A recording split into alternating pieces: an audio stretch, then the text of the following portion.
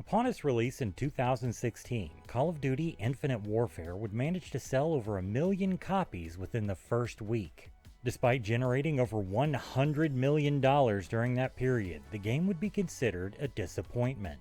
While the developers were excited about taking the series in a new direction, higher-ups would eventually declare that the game didn't resonate and would steer the franchise back to more familiar territory.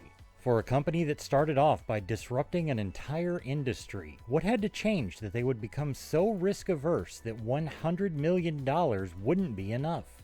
For Activision, almost everything.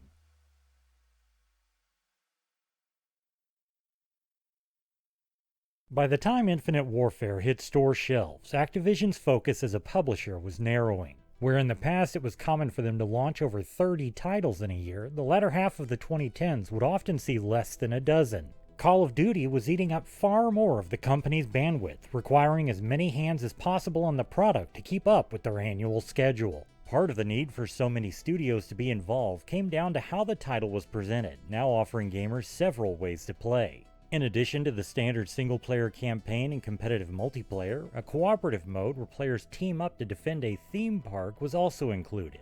Zombies in Spaceland is a robust part of the package, with an interesting mix of narrative, strategy, and gore. Players are tasked with mowing down zombies, building up defenses, and unlocking new areas to explore. Through the course of any hectic session and under the right circumstances, those unlucky enough to meet an untimely end will be transported to the Afterlife arcade.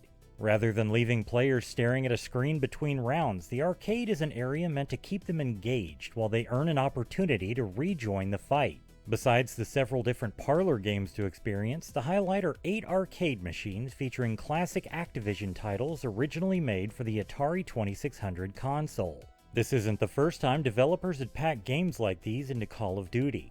In 2012's Black Ops 2, the multiplayer map Nuketown 2025 has an Easter egg that makes it possible to play 4 titles on a centralized television if the heads are shot off every mannequin on the map within the first 90 seconds of a round. Unfortunately, they aren't easy to access alone, and it is unlikely much playtime will be gained in the middle of a multiplayer firefight. Later Call of Duty titles would also include several classics, but they would have their own quirks to deal with. 2017's World War II would have a total of 15 titles for players to access, but they're tied to the game's multiplayer mode and require an internet connection to reach. 2020's Black Ops Cold War featured 10 games right on the main menu or scattered throughout the campaign in several arcade machines, but there seems to be emulation issues, and an aggressive filter across the screen can greatly diminish the experience. Infinite Warfare's implementation isn't perfect, but the clear presentation coupled with the atmosphere and accessibility of the Afterlife arcade make it one of the better options for any gamer checking these titles out for the first time. These classics are presented in individual cabinets adorned with unique bezels, side art, and marquees. The name of each game is clearly displayed, but there isn't any sort of context given beyond that. There are no detailed instructions anywhere, and while various game modes can be cycled through before starting a session, no explanation is given on what challenge awaits a player with any of them. The most notable absence, however, is the lack of credit given to nearly all of the developers of these titles. Barring one exception, they're not listed in-game or even in the credits at the end of each Call of Duty they're included in.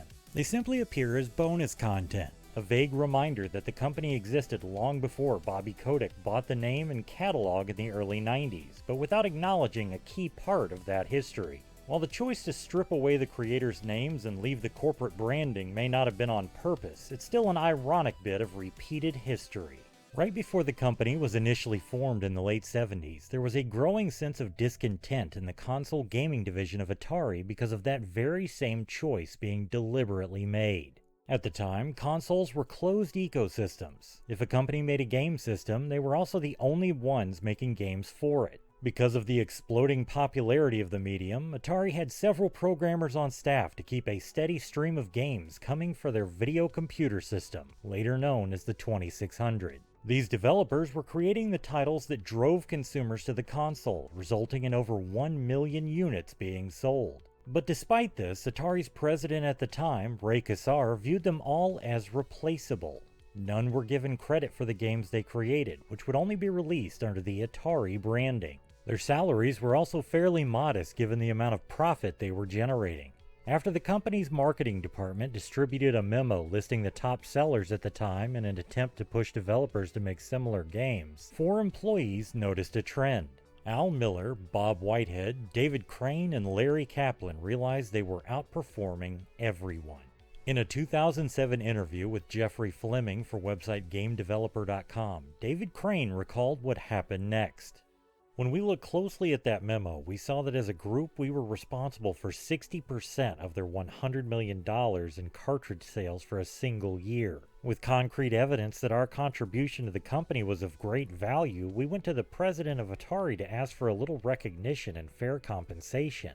Ray Kassar looked us in the eye and said, "You are no more important to Atari than the person on the assembly line who puts the cartridge in the box." After that, it was a pretty easy decision to leave. Frustrated, overworked, and underpaid, the 4 began to consider a way to move on without sacrificing all the knowledge and skills they'd built up. They consulted with an attorney who pointed them to an investor named Jim Levy that just so happened to be looking to break into the software industry. In a 2020 interview with Brett Wise, Jim Levy stated, "My whole view of game design was that the programmers were the stars. They were the creators, they were the authors, they were the musicians, and eventually they would have their own brand." This mentality endeared him to the group, and they began to develop a business plan. Rather than creating their own console to make games for, they decided they would go a route no one else had. They would continue to make games for someone else's console. Each would quit their position at Atari and afterwards began working on how to keep producing titles for the 2600. They no longer had access to Atari's proprietary tools, but were able to put together a development system on their own through reverse engineering. From there, they began creating several games, and in 1980, they released their first slate of titles under the Activision banner. What they were doing was unprecedented, and they were almost immediately sued by Atari for alleged copyright and patent infringement, as well as theft of trade secrets. While the suit was meant to suppress Activision, it ended up having the opposite effect. In a 2006 interview with Scott Stilfen for website Digital Press, Larry Kaplan discussed the resulting fallout. In January of 1980 was the infamous CES where Atari made Activision front page news. A year later, Activision was so flush with cash, the programmers were traveling first class. Atari only succeeded in boosting Activision's visibility and would inadvertently become a vital part of their ensuing success. Larry Kaplan would release the hit title Kaboom in 1981, one of the company's first games to sell over 1 million copies. Activision's games were flying off shelves, and management at Atari began to realize the developers weren't going anywhere. The two companies would eventually come up with an arrangement that allowed Activision to continue producing titles for the 2600 in exchange for licensing payments to Atari. With their path now legally clear, Activision continued their ascent. Despite losing one of their founders in 1982, with Kaplan leaving to focus more on hardware development, the company showed no signs of slowing down. They'd even begun to expand, bringing in new developers to help bolster their game lineup. Steve Cartwright, a former classmate of David Crane, was the first to be brought on and released the title Barnstorming in 1982. Cartwright didn't have as much experience as the founders of the company and was having to learn on the job as a result. In a 2017 interview with Atari Age forum user Lazeri, Steve spoke about his early days with the company. Activision was booming and they needed to expand their design efforts. Of course, there really was no such thing as an experienced game designer back then, so Dave suggested to Al that they hire me. If they couldn't teach me to program, they figured I could do the soldering on the development systems. Despite his humble beginnings, Cartwright would go on to create several hit titles for the company, and even Barnstorming was highly regarded at the time.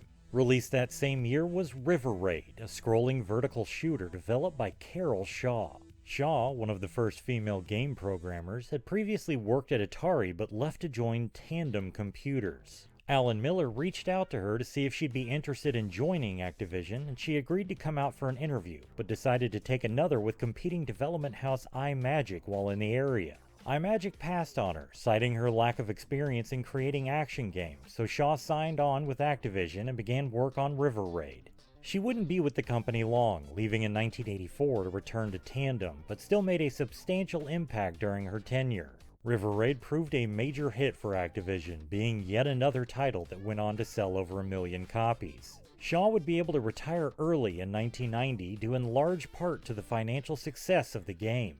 Also released in 1982 was iMagic's Demon Attack, developed by Rob Fulop.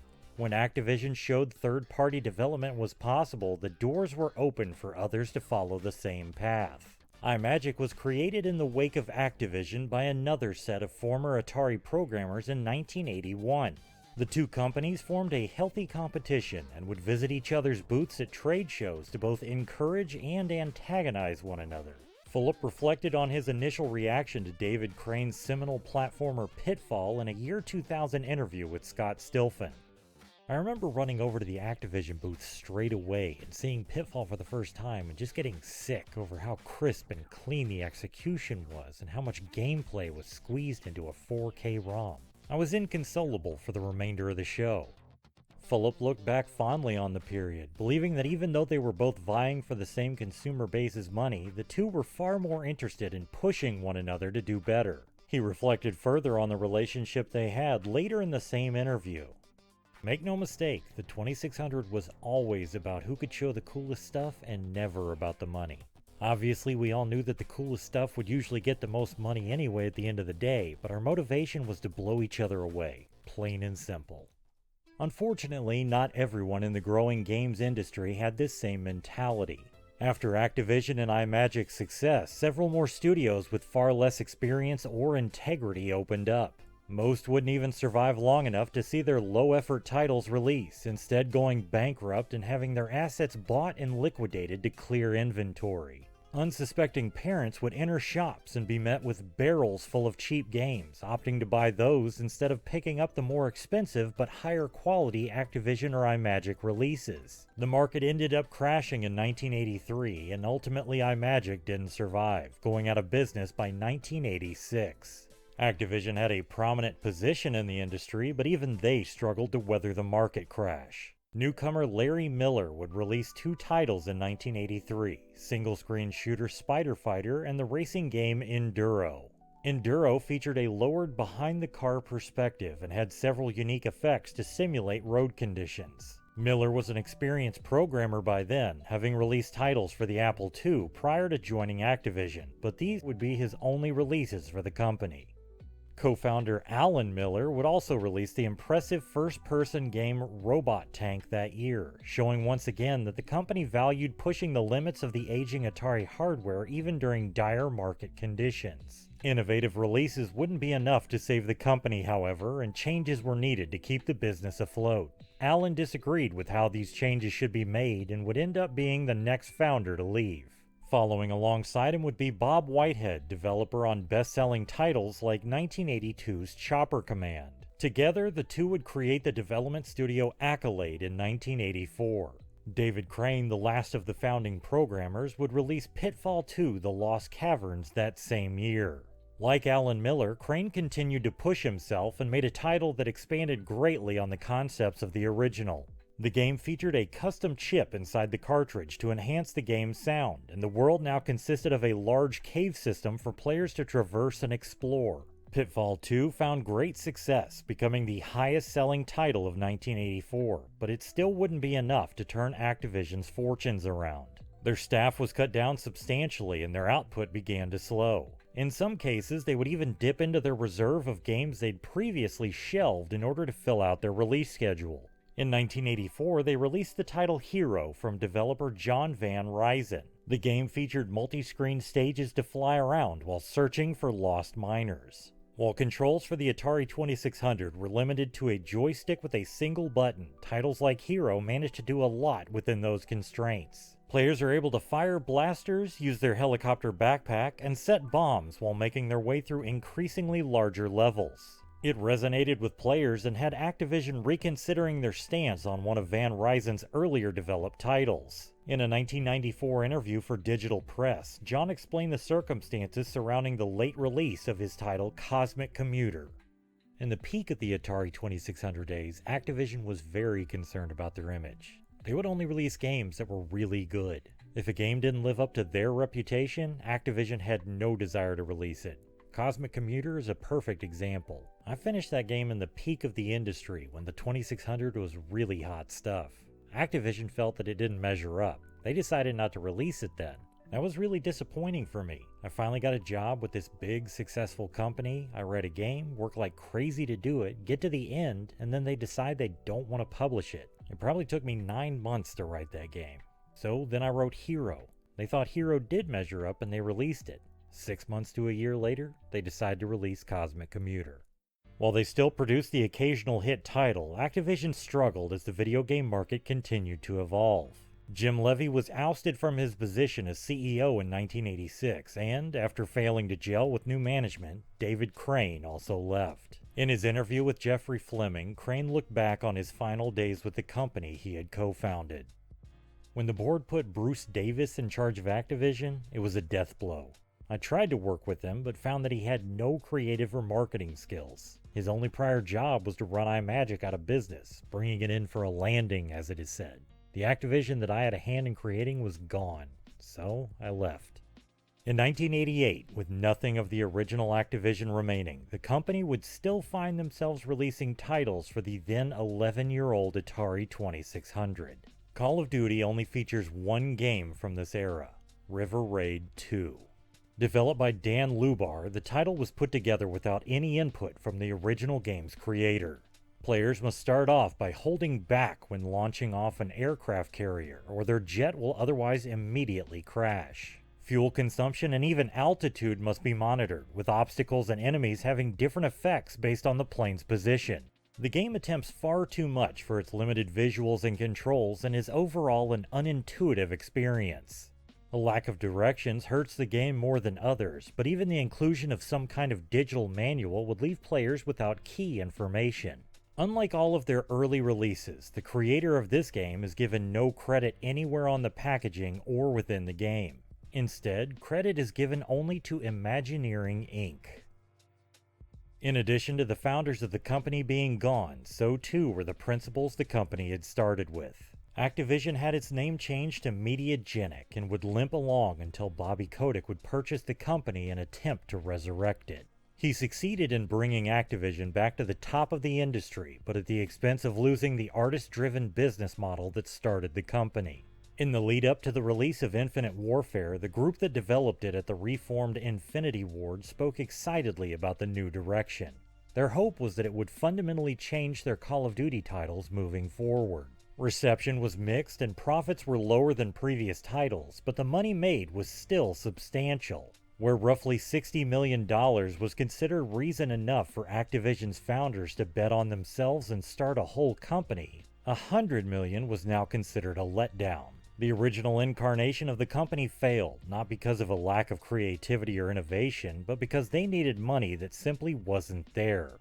During Bobby Kotick's final years overseeing that same company, they would dismantle studios or change their entire direction, not because of a lack of money, but because the income they generated wasn't record-breaking. Chances were rarely taken, franchises died, artists were pigeonholed, and some of the most important names in the entire history of the company were left out. But their work still remains. Players may have to run laps, pay a subscription fee, or even die to get to it, but it can still be experienced. While the impact of seeing a game from 1984 is greatly diminished several decades on, context matters. There's a story to be told behind every game. Be it tales of humble beginnings all the way to somber and unexpected ends, it is history worth remembering, even if it takes a little digging to get there.